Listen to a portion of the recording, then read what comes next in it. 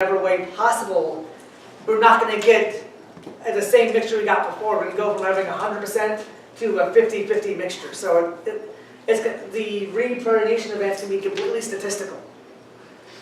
So if you have a chiral compound and we do enolate chemistry to it, or enol chemistry, it's not going to be chiral for long. Let me demonstrate this for you. The basic mechanisms, and the basic mechanism is going to really get what I said home.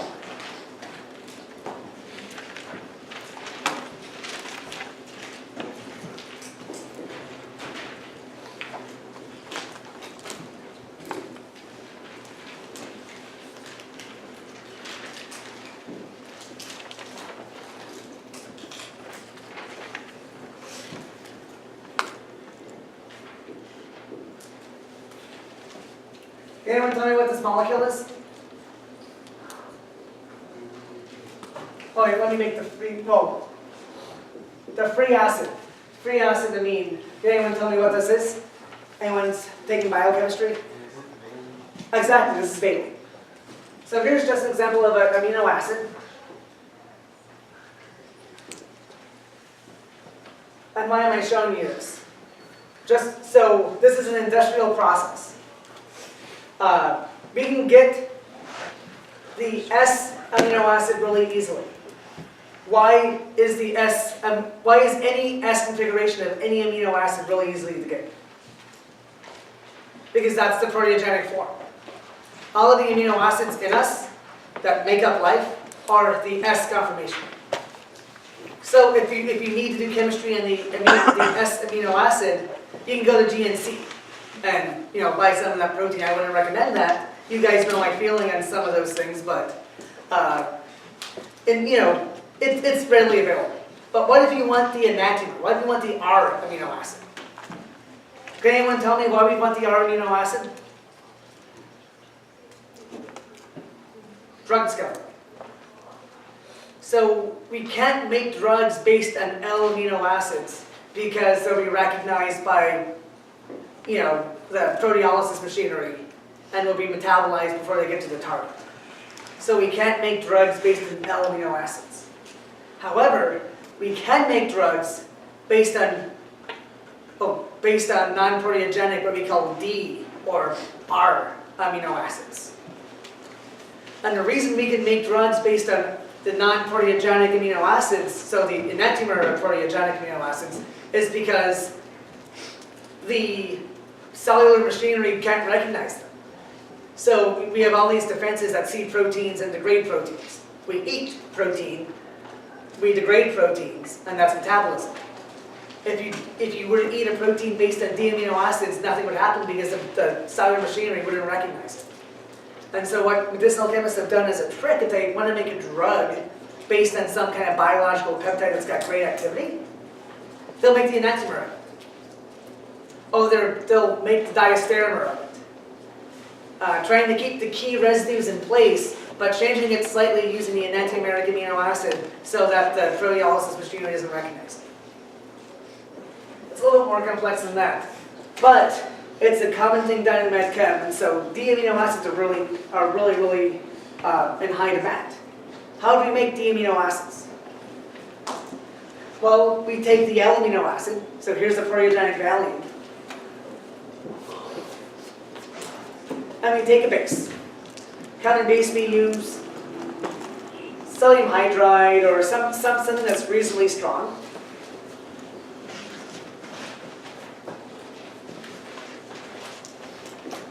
And so the base is going to deprotonate valine.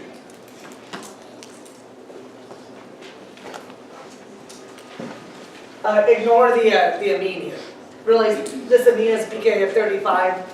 This hydrogen is a pK of 24. So the amine, unless we use a really strong base, is just going to mind its own business.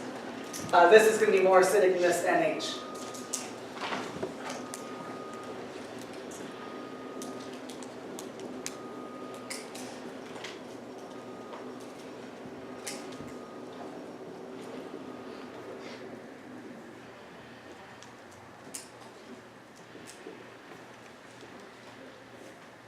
So that gives us our enolate.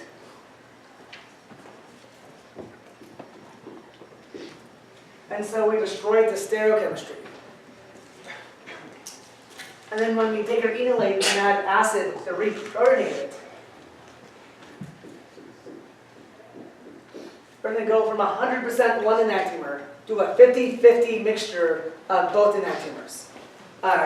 The technical term is racemic. Has anyone heard the term racemic before? Yeah. Okay.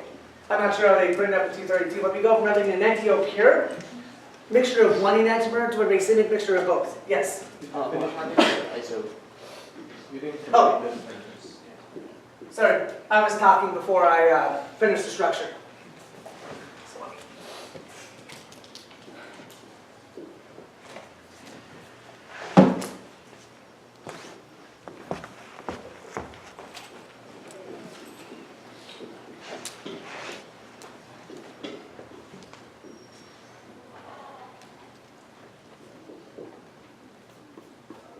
So you go from a 100% of proteogenic amino acid to a racemic mixture, and in chemistry the way we designate something's racemic is by drawing a squiggly line to the substitution. And so when you see a squiggly line, that means it's both wedge and dash. So it's two different enantiomers. And then what we do is then we just fish out the D enantiomer, and that's how we make non-proteogenic amino acids on a industrial scale. Not that elegant, but hard to beat because it's so cheap comparatively. So in essence, acidic hydrogens on chiral centers aren't stable under acidic or basic conditions. As long as you're in your,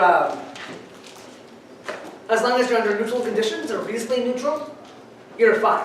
But the second you get into strongly acidic or strongly basic conditions, they're not stereochemically stable. So that's kind of like the first mechanism of chapter 18 is the fact that chiral hydrogens, alpha carbonyls are not that stable.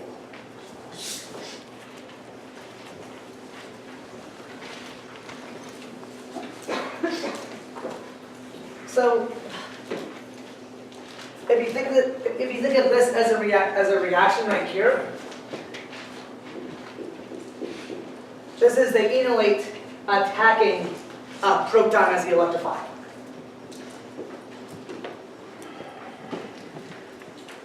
Not the most interesting chemistry, right? Our first electrophile with enolates is a proton. Yeah. But as I said, enolates and enols are actually quite nucleophilic. In fact, they're significantly more nucleophilic than the electron-rich aromatic group. As pi systems go, enolates are much more reactive than electron-rich aromatic groups. That being said, can someone tell me the next type of reaction we might talk about? And it might mirror electrophilic aromatic substitution just a bit. Nucleophilic aromatic substitution. Well, yes, we're going to be talking about those reactions by a specific electrophile. So what kind of electrophiles do we talk about in nucleophilic aromatic substitution? Chlorination, acylation, nitration, blah, blah, blah. I don't know what you mean. Yeah, but we can actually react with a lot of the electrophilic aromatic substitution electrophiles work better without catalysts for enolate and enol chemistry. Just show you a quick example.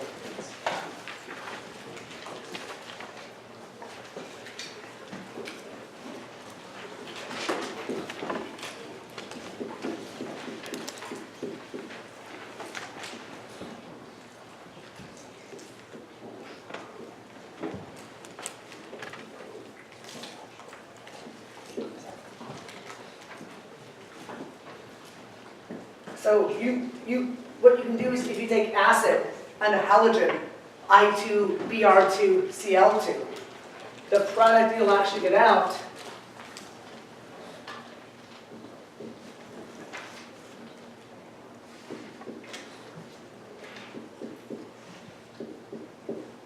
will be the halogenated carbon.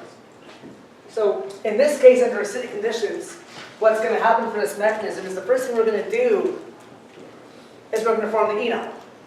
because under acidic conditions, we form enols. And of course, this is an equilibrium.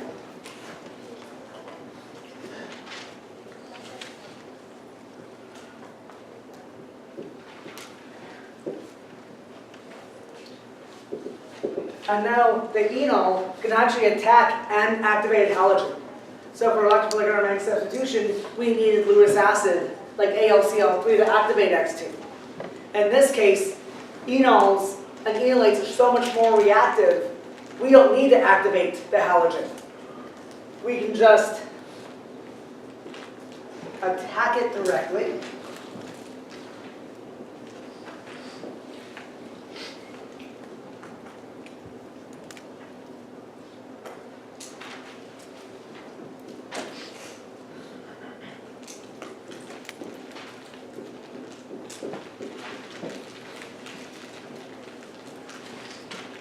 From the enol, and then the proton will be grabbed by the halogen to give HX, relatively strong acid. But remember, this reaction is catalyzed by H3O, so forming HX isn't that crazy.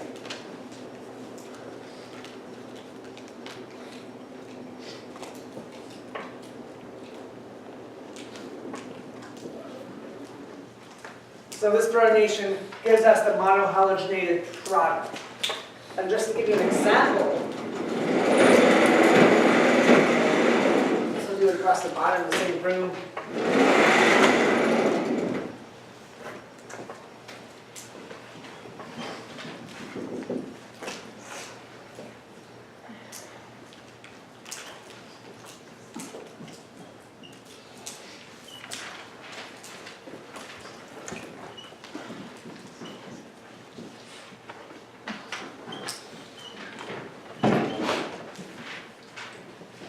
Under acidic conditions in Br2, you form your enol will attack Br2.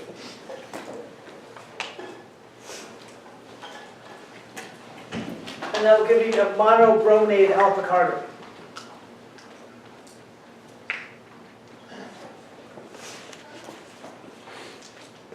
So, do you think there'll be a big reactivity difference between the product and the starting material in this kind of reaction? Maybe, maybe not. It's not that big. So you can get monohalogenated stuff if you're really careful and make sure you only add one equivalent of Br2. What happens if you add, instead of one equivalent of Br2, what happens if you add 3 equivalents of Br2? What will you get out? You'll just do the reaction 3 times. So you have 3 hydrogens in your starting material, so it's a methyl group, hydrogen, hydrogen, hydrogen. And there's no reason why you can't do each one. In fact, I'd argue halogens are like withdrawing groups. So this will be slightly more acidic than this. So that means we'll have more enol and to be more reactive. And so while you can get mono using 1 equivalent, if you use 3 equivalents,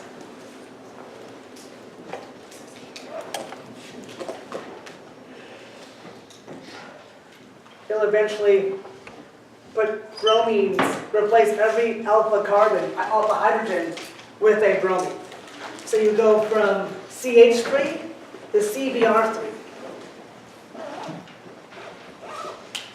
And and this is alpha halogenation. So when we start Friday, I'll talk about the basic mechanism. And the basic mechanism, something different happens. We get to tribromination. But all I'll say is this is surprisingly good leaving group. And we'll talk about what happens in basic conditions on Friday.